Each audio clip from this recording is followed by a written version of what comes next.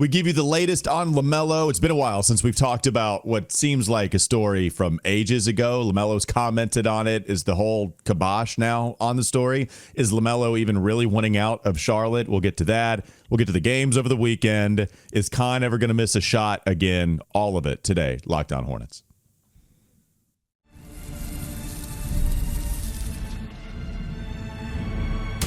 You are Locked On Hornets, your daily Charlotte Hornets podcast. Part of the Locked On Podcast Network, your team every day. In a minute, cuz we live.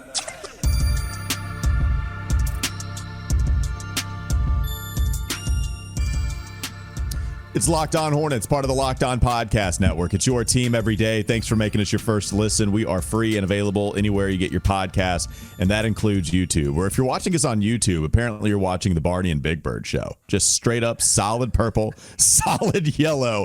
It's Sesame Street. Get your Hornets takes on Sesame Street. Doug Branson with the bright yellow hoodie. Every HornetsBoxScore.com. Also check him out behind the scenes, producing for Yahoo Sports Daily with Jason Fitz and Caroline Fenton. And I'm Walker Mail. I'm Barney.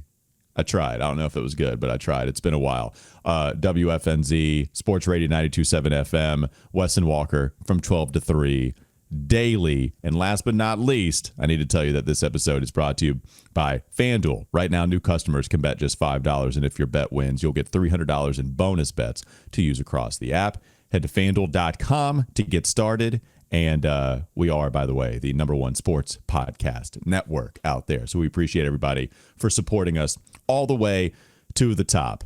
You want to get with, I mean, there's so much stuff that's happened in the last 2 days. Like, God almighty. It's too much stuff. So much stuff. I don't know how to organize all of it. I guess we'll give you the latest on LaMelo here first before we dive into a couple of the L's that the Hornets took, before we dive into cognitive dissonance.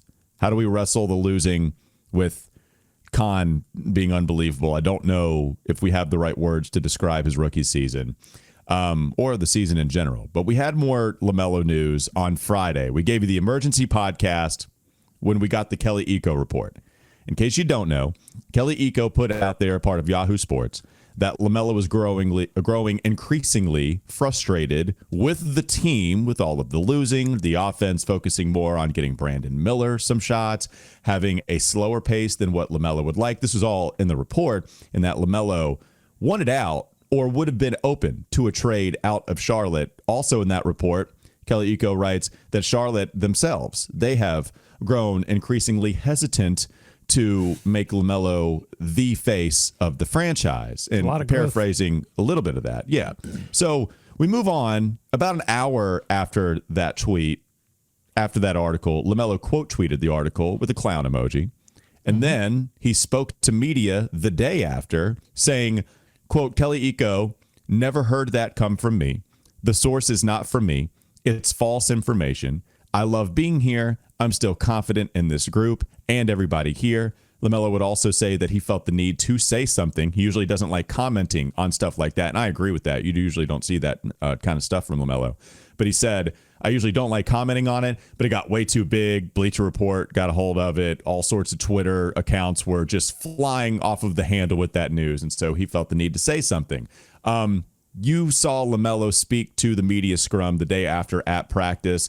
Everything since then that's happened, Doug, what do you make of all of it now? I believe him. I believe that he did not directly leak that information to Eco or anyone else. And I think you wisely pointed to the Eco report and said, hey, this says league sources. It doesn't say team sources or sources within LaMelo's camp. You know, sometimes we'll see that. We'll see, like, you know, sources within player X's camp have told me X, Y, and Z. None of that was league sources. So I'm standing by my educated speculation, my read of the situation, which is that the Hornets and LaMelo were both mutually frustrated and are working through stuff, and that stuff leaked out. And the neighbors got wind, and then it went all through the town. Like, if you've ever grown up in a small town, you know, sometimes you can't keep the argument or the thing within the four walls. It leaks, and then suddenly the whole church is talking about it. So, I think that's what happened here. And it does, but here's the thing: it doesn't mean that the frustrations are over, that the issues have been resolved. I think they're going to continue to work through these things, whether it be Charles Lee and LaMelo Ball working through like, hey, this is how Lee wants to run the offense. Here's what LaMelo wants to do. Here's how the training staff wants him to approach his return to play from this latest right ankle issue. And here's how LaMelo would like to approach it. He obviously has an issue with the minutes restriction that is going to continue to get worked out, but he didn't play the other night. So, at least for now, he is adhering to whatever the team would like him to do in terms of working his way back to full strength.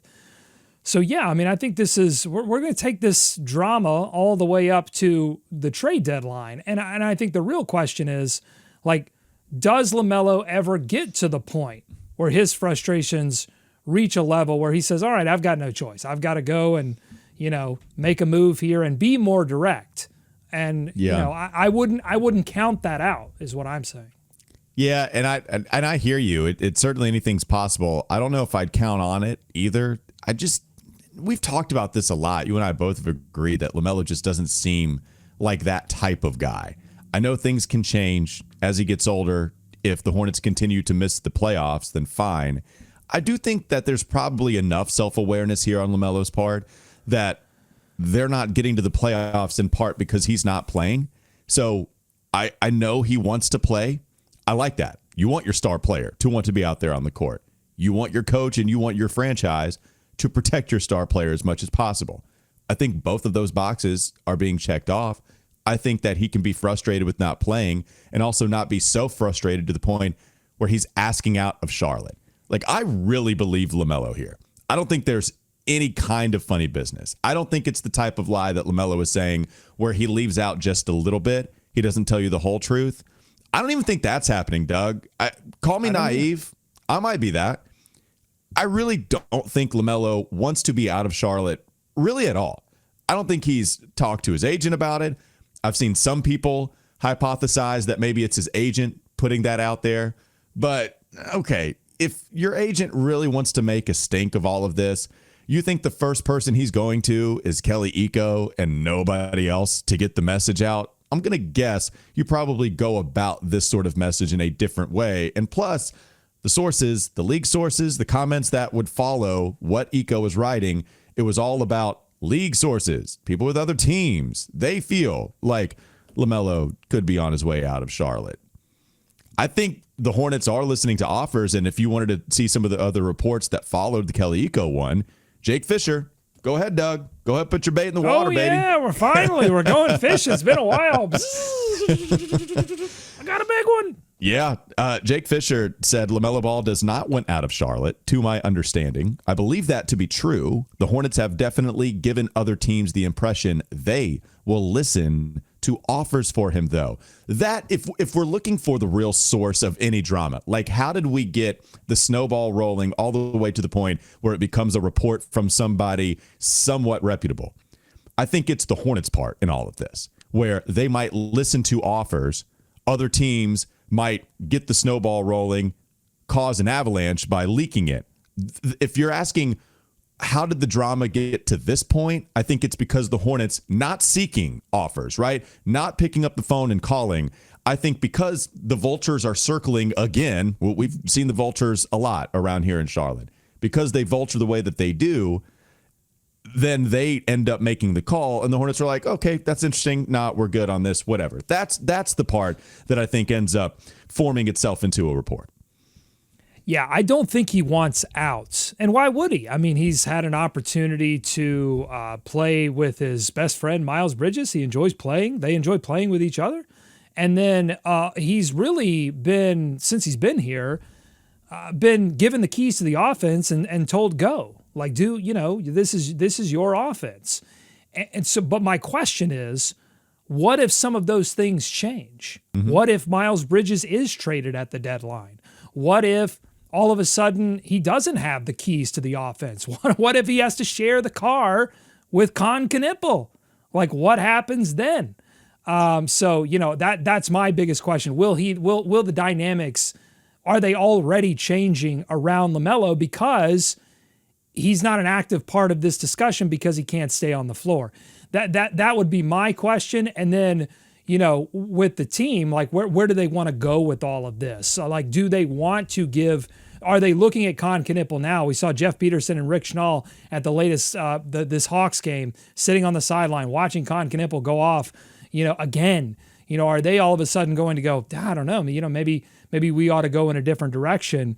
And then all of the incentives change at that point. So I would just say, like, I believe everything I've heard so far in terms of who wants what, but I just think those things can change very quickly.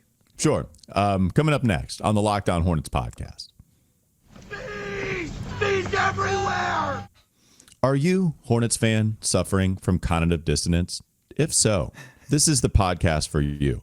We help you sort through all of your views, having watched the Hornets accumulate more L's than we were hoping for at this point in the season, but watching a lot of W's that Kon continues to stack up. Cognitive dissonance coming up next.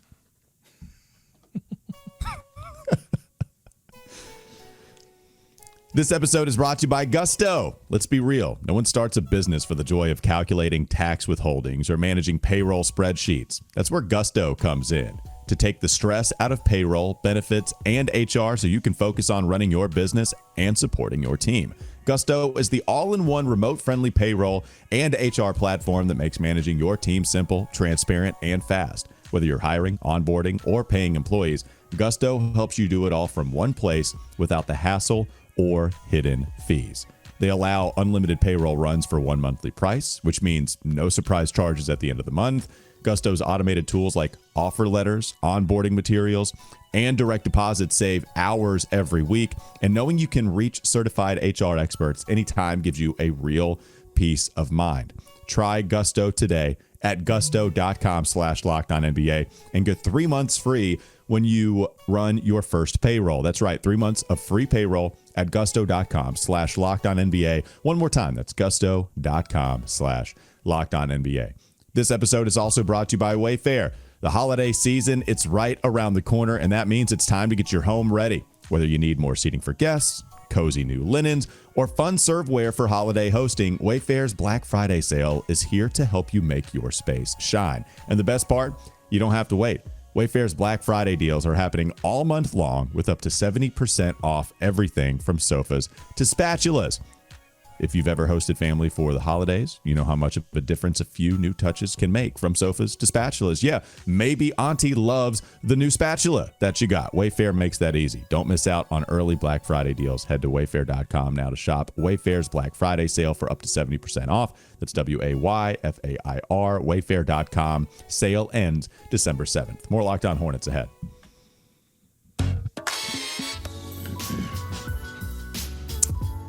The con of it all. He looks great. What you got? I'm sorry. I thought you were going to do ask. more cognitive dissonance, drug read. An audience. I should have done that. I don't know why. It just hit me the way that it did, and I decided to package it. It does sound like some kind of disorder. We all have the sickness, but this cognitive dissonance does sound like some kind of disorder. If your Knueppel plays hard for more than 30 minutes, please consult another sicko. That's the problem. Like, I don't want to experience the Kon experience for less than 4 hours. I want more than 4 hours. I'm not seeing any doctor. I feel just fine. Please and thank you. More hours, please. That's the issue. So I've been thinking about how to wrestle this, right? Because the Hornets are losing a lot. And I don't think that the highest we were on the Hornets this year and what they could achieve, Doug, it felt like we landed in get to the play-in and maybe use the play-in tournament to get to the playoffs. That felt like the absolute ceiling for this squad. That's how we painted it, right? Is that fair to say? That's fair to say. Okay. So they're not going to get there, right? Right. Not going to happen. 4-13 through the first 17 games of the season. That's pretty bad already. The Celtics are the 10 seed at 9-8. And the Eastern Conference, Brian Windhorst and I think the guys on the Hoop Collective podcast were just talking about this, how the East is actually much better than we thought. And maybe it's the East with all of the like good kind of parity, good kind of basketball parity in the middle and towards the bottom of the standings than maybe even the Western Conference to some degree. So with that being said, the Hornets are not one of those teams that he's mentioning. They're not in that jumbled up world, especially if LaMelo's going to miss time. He's going to be on a minutes restriction. Same thing with Brandon Miller. We're not going to have Grant back. We're not going to have Josh back. You guys know all of the issues, except, okay, that's sad. I would like to play some winning basketball. I would like to watch all of my most important players on the court with one another. And then I look to the other side and I see Kon Knueppel, 20th in the Eastern Conference in points per game. Only Sam Merrill is shooting better from three-point land on 8 3-point attempts per game. Duncan Robinson, you can add to the list if you want to lower that field goal attempt to 7 from beyond the arc. One of the best rebounding guards in the East. He's 6th at the shooting guard position. In the 90th percentile in the NBA, not the Eastern Conference. He's in the 90th percentile in the NBA, according to Cleaning the Glass, in points per shot attempt. He's getting better at finishing at the rim the last few games. He can do some stuff with the basketball, unlike Sam Merrill, unlike Duncan Robinson. So here we are. I usually don't want to go to too many crazy spaces because then we move the goalpost on what a successful rookie season is. But Doug, these are all-star-like numbers that I'm watching. They're not crazy. If we're talking about a top 15 player in the East, these numbers look pretty damn close, if not already, to a top 15 player. How do we wrestle all of this in Hornets land? That would be crazy if Kon, do you remember the last rookie to make an All-Star game? For the Hornets or period? I don't think the Hornets have ever had a rookie All-Star. Yeah. Period. Like the last rookie. It was a long time ago. I don't know. It was Blake Griffin. And that was kind of a cheater one. Okay.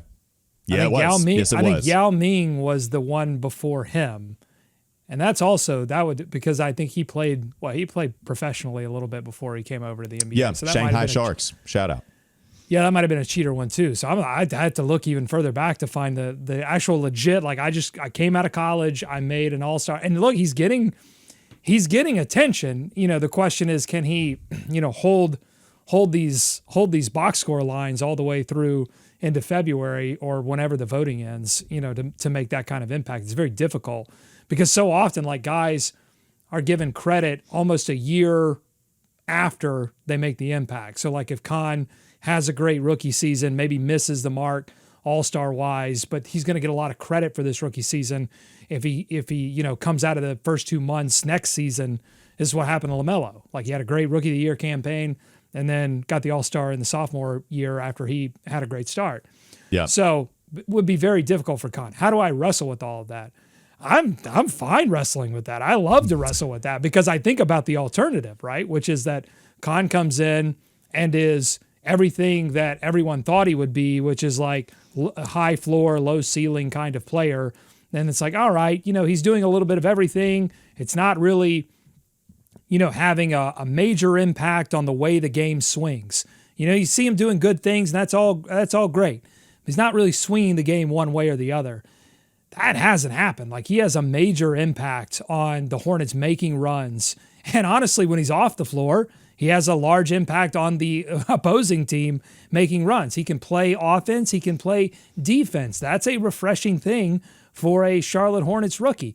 If this season, regardless of who they drafted, this season was about the Hornets as an organization, taking a look at the roster and determining what the direction was going to be, who stays and who goes.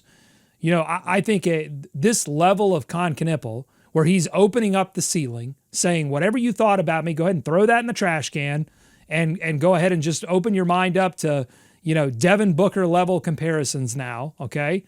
But, perennial all-star comparisons, okay? And then now you give the Hornets, who don't have Brandon Miller to make an assessment on yet, who haven't had LaMelo for more than, 50 games, it seems like, for a very long time to make an assessment.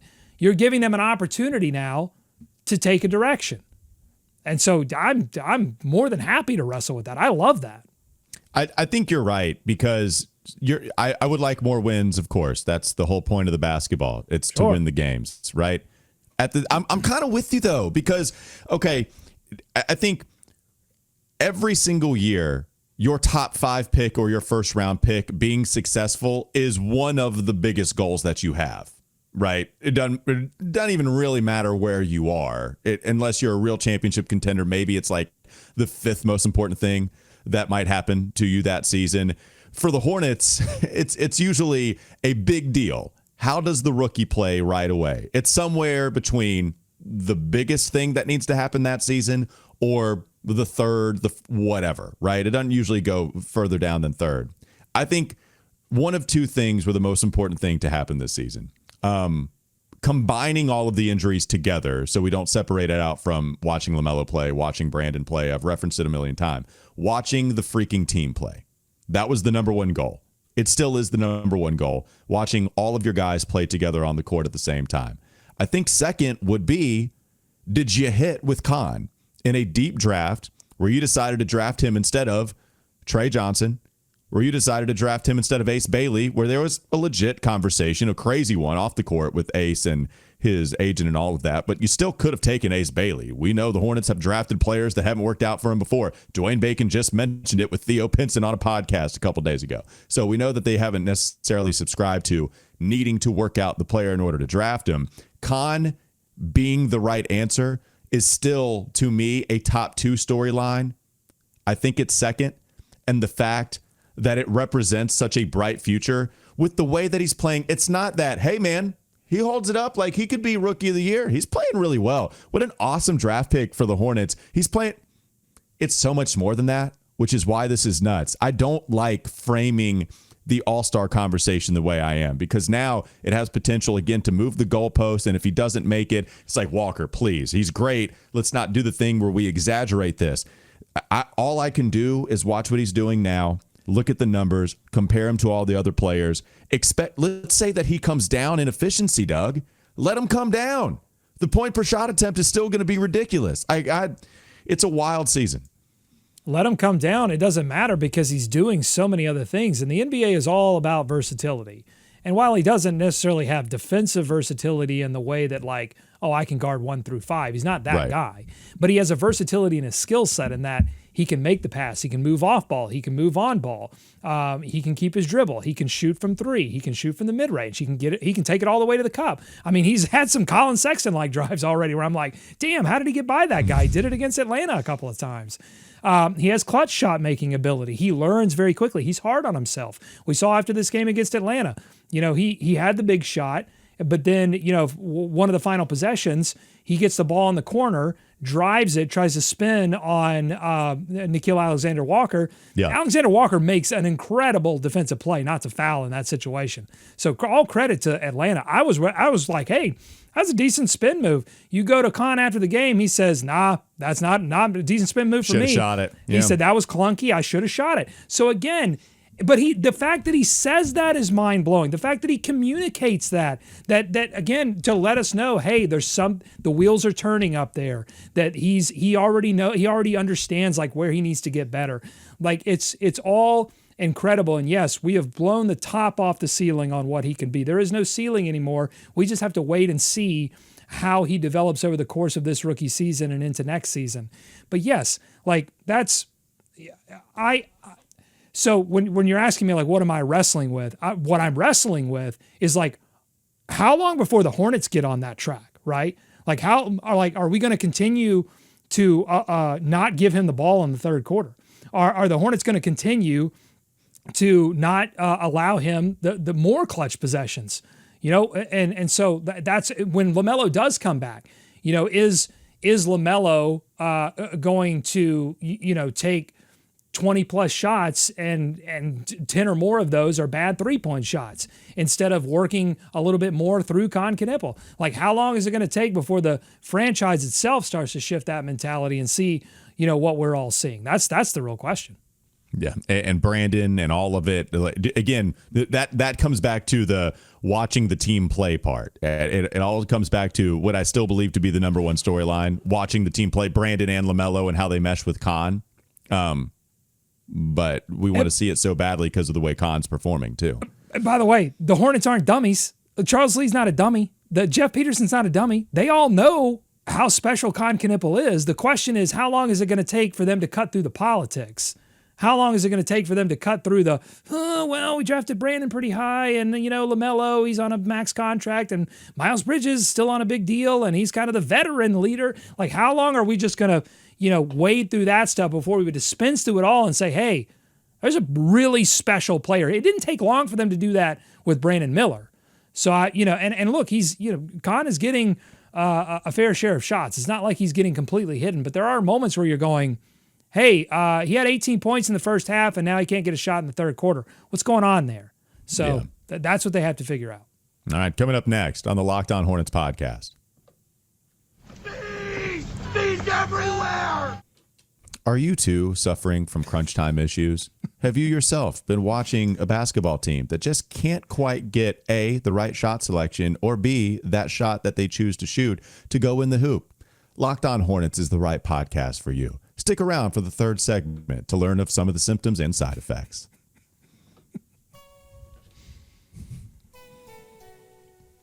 This episode is brought to you by FanDuel. The NBA, it's back. There's no better place to get in on the action than with FanDuel, the official sports betting partner of the NBA. Even if you missed the start of the game or want to ride the hot hand, FanDuel has live bets on everything from who will score next to fourth quarter comebacks. Plus, you can even combine your live bets into a same-game parlay for a shot at a bigger payout. It keeps every game exciting, especially when your team is the one making that late push. Right now, FanDuel is giving new customers $300 in bonus bets when your first $5 bet wins. So head to FanDuel.com to sign up and play your game with FanDuel, the official sports betting partner of the NBA.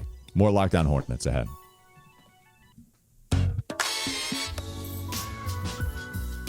You mentioned it a little bit, the crunch time issues. Miles Bridges had another hero moment.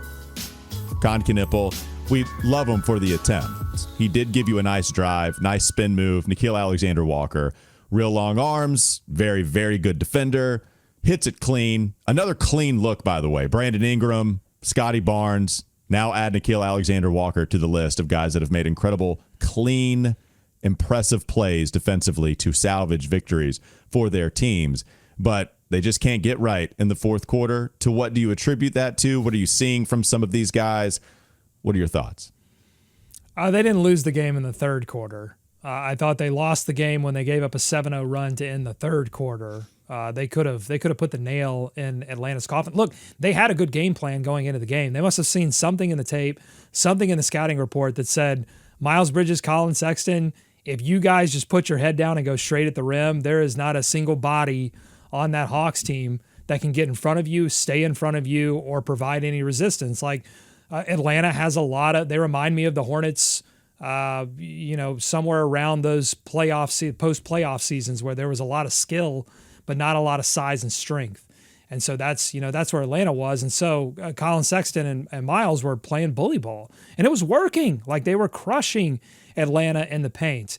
And then in that first half, they broke the lineup, and it was KJ Simpson and it was Trey Mann. And I tracked, I don't know that I can pull it up in my game notes, but I tracked a series of possessions when they broke the lineup and had Trey and KJ running the offense. And it was like KJ turnover, Trey Mann turnover, Trey Mann turnover, KJ turnover, some other bad shot. Like, it was just like 7 straight possessions where they couldn't even get a shot up. And thankfully, Charles Lee looked at it and said, okay, can't do that again. Whoops. Not going to do that again. Like, second half, we didn't see as much of that. We saw a little bit more Liam McNeely and more minutes. I mean, you had guys playing 36, 37 minutes, your better players. So, they did try to win that game. But yeah, I mean, I think in terms of the crunch time issues, Miles on that one possession where, he looked like Carlton from the basketball episode of Fresh Prince, where he just heaved it up. We've seen a couple of those. Yes. We've seen a couple of those Miles heaves that make you reach for the Advil. And that one, to me, like, looking back on it, he just drove too far and got himself into trouble because Kon was in the corner. And I think he had a mind to pull that defender, but he just went too fast and too far, and he didn't have any angle. And then they Atlanta played some good defense there at the end. They took away the angle to kick it back out too. So that, honestly, like, because Miles put himself in that position, that's really the only opportunity he had to make a play. But that is, Miles Bridges, honestly is like a big part of the crunch time issues when he has the ball in his hands. Right, because they keep going to him, or he keeps taking the onus upon himself to be able to be the one that hit it. And I'll tell you this, look, people have grown frustrated with the Miles Bridges experience for the last couple of years, I would say, but I still think overall a lot of people approved of Miles on the court for what was happening. I would say right now his Q rating is as low as it's ever been. I think at least agree. with the timeline, I don't know how it is on everyhornetsboxscore.com comments, the people texting you, but man, there are a lot of people that were so far in Miles Bridges' corner, in my opinion, that are now so far out of it because of the way that they've watched him play basketball over the last however long. I actually think it really started happening maybe second half of last year specifically. And at the beginning of this season, the hero shots that don't go in, that'll wear on a fan base, and it's wearing on them. Yeah, it's interesting in this game too, because again, I thought offensively for most of the game, he played super disciplined and super well. And defensively, I thought he had some good possessions on Jalen Johnson. I just thought generally he played good defense in this game. The one thing that I think had Miles Bridges added to his game would probably be helping his Q rating right now, particularly in the games when he's playing without LaMelo Ball. And that's like any semblance of court vision or playmaking. There was a possession that I noted in the Every Hornets box score rundown where like Kon was wide open in the weak side corner, and Miles, when he gets a mind to drive, he just puts the blinders on. And I don't know if he can't see it or if he just chooses not to see it, but he really can't make that play with any kind of consistency. I think he's actually a good pick and roll passer when he's actually running a pick and roll. But when he gets into the ISO situations, he can't find that skip pass to the corner. And that's just been a thing. And honestly, you can get upset with that.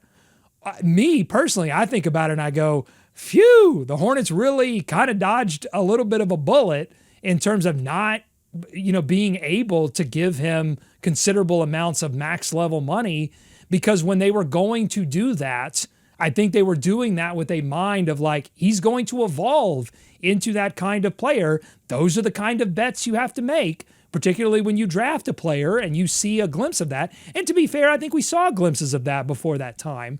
And I don't know if it was the year off of basketball or whatever, but he is not going to develop into that kind of player. And at least the Hornets aren't on the hook for a max contract. Well, let me tell you this. I did not expect to get here with the Miles combo. I wanted to talk more about crunch time issues. You mentioned it.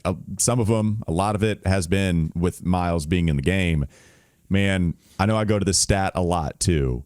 The field goal percentage at the rim. Miles is shooting 56% at the cup, Doug. Like, that's the 6th percentile among forwards, according to Cleaning the Glass. In the entire NBA, he's in the 6th that sounds percentile. Good. That's near the top, right? No. Oh, it's flipped. No. Okay. Yeah. He's in the bottom. He's in the bottom 6%. So, which is like that's the way that you want Miles to play. The rim percentage, at least in terms of percentile and just outright shooting percentage, it's actually been going down every year, interestingly enough, since 2020. So in his third year in the league, he shot 72% at the cup. We'll take it all day long. Next year, 68. Still good. Next year, 65. Oh, it's average. Probably average. 65 the next year. Same thing. 56 this year. It will be higher than 56. It's not going to stay there. But how much higher is it going to go is the question. Because, Doug, when you marry that with constantly not being able to shoot the ball from deep consistently, that's when it becomes a real magnetized issue. Like you're looking magnified, not magnetized. I'm hoping that there is a magnet at the cup for the basketball when Miles shoots it, so it goes right to the cup. It's a real magnified issue when you start to marry bad shooting at the rim with bad shooting from three. Because the three, he's just shown us, he's had one outlier season from distance, and this is the Miles. This is the shooting Miles that we've come to know. If you marry that with bad finishing, then it's tough to go to him offensively. And the misses are comically bad. You know what I'm saying? Like, it's not like, honestly, the guy that I critiqued a little bit last episode was Drew Peterson, who is missing a ton. And they finally noted it on the broadcast. They're like, oh man, this guy, shot pretty well a season ago. He just cannot find the bottom of the net. But you look at Peterson's misses, and not all of them are awful. It's a lot of just like somewhat off. He's obviously in a little bit of maybe a shooting yips situation.